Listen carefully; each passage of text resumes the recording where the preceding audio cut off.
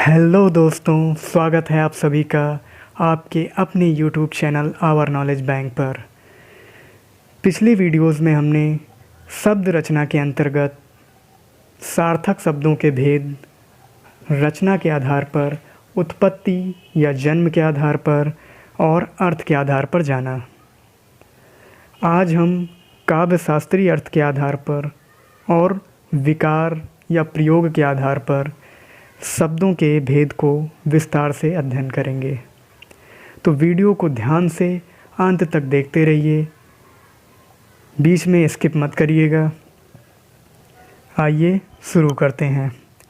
दोस्तों, काव्य शास्त्रीय अर्थ के आधार पर शब्द के 3 भेद हैं। पहला है हमारा शब्द का अभिधा रूप, दूसरा होता है शब्द का लक्षणारूप, तीसरा है शब्द का व्यंजनारूप। आइए एक एक करके इनके बारे में देखते हैं। शब्द का अभिधा रूप क्या होता है? जहाँ किसी शब्द का सीधा रूप प्रस्तुत किया जाए, ध्यान रखिएगा, सीधा सीधा किसी शब्द को कह देना, वही हमारा अभिधा रूप होता है। सीता मधुर गाती है, राम एक अच्छा लड़का है, मोहन बुद्धिमान बालक है। तो इस तरह से किसी शब्दों को सीधे तरीके से कह दिया जाता है, वहाँ शब्द का अभिधा रूप होता है। दूसरा है हमारा शब्द का लक्षणारूप, जहाँ किसी शब्द की तुलना किसी दूसरे शब्द से की जाए। लक्षण यानी लक्षण, जहाँ किसी शब्द की लक्षणों को प्रकट किया जाए। लक्षण यानी तुलना के बारे में, एक शब्द की तुलना दूसरे शब्द से की जाए, वहाँ शब्द का लक्षणारूप होता है। जैसे मोहन बच्चों की तरह रोता है, श्याम घोड़े की तरह दौड़ता है, वह बंदरों की तरह उछलता है।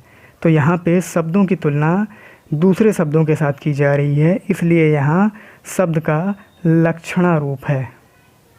ठीक है। तीसरा है हमारा शब्द का व्यंजनारूप, जहाँ किसी शब्द का व्यंग्यात्मक रूप से प्रस्तुत किया जाए। यहाँ किसी शब्द को व्यंग्यात्मक रूप से यानी हास्य रूप से, शब्द से हंसी का भाव उत्पन्न होता है, वहाँ शब्द का व्यंजनारूप होता है। जैसे वह मूर्खों का सरदार है, मोहन गोबर गणेश है। तो इस तरह के शब्द शब्दों के व्यंजनारूप में आते हैं। पांचवा और आखिरी प्रकार है हमारा प्रयोग या विकार के आधार पर। प्रयोग या विकार के आधार पर हमारे शब्दों के 2 भेद होते हैं, जिनके बारे में आपने कई बार पढ़ा होगा। पहला है विकारी, या इसी को हम सविकारी भी बोलते हैं, और दूसरा प्रकार है अविकारी शब्द। विकारी शब्द क्या होते हैं, आइए इनके बारे में भी अध्ययन करते हैं।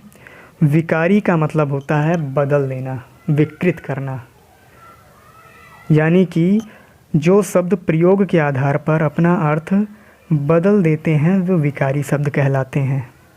प्रयोग के आधार पर इनके अर्थ बदल जाते हैं, जैसे माता पिता, आदमी औरत, भाई बहन, इस तरह के शब्द, भगवान शैतान, ये सब शब्द जो हैं विकारी शब्दों में आते हैं। और इसी का उल्टा है हमारा अविकारी शब्द, यानी कि प्रयोग के आधार पर जिन शब्दों का अर्थ नहीं बदलता, अविकारी शब्द कहलाते हैं। जैसे हे, अरे, किंतु, परंतु और धीरे धीरे, तेज, ये सब अविकारी शब्दों में हमारे आते हैं। ध्यान रखिएगा, समस्त अव्ययवाची शब्द अविकारी शब्द कहलाते हैं। जितने भी अव्ययवाची शब्द हैं वो हमारे अविकारी शब्दों में प्रयोग होते हैं। तो ये थे हमारे सार्थक शब्दों के भेद, जो 5 प्रकार के थे, और हमने एक एक करके सबके बारे में विस्तार से अध्ययन किया। आइए हम देखते हैं निरर्थक शब्द क्या होते हैं। तो सार्थक शब्द के बारे में आपने जाना कि जिन शब्दों का कोई अर्थ होता है वो सार्थक शब्द हैं। इसी तरह से जिन शब्दों का कोई अर्थ नहीं होता वो हमारे निरर्थक शब्द कहलाते हैं। ठीक है। निरर्थक शब्द कभी कभी सार्थक शब्दों के साथ आम बोलचाल में आ जाते हैं, यानी कि आम बोलचाल में ये सार्थक शब्दों के साथ ही इनका कुछ प्रयोग हो जाता है, वरना इनका कोई अर्थ नहीं होता। जैसे पानी वानी, राम वाम, रोटी वोटी, चाय साय। ठीक है, इस तरह के जो हमारे शब्द होते हैं ये निरर्थक शब्द में आते हैं। तो दोस्तों यहीं पे आज हमारा शब्द रचना समाप्त होता है।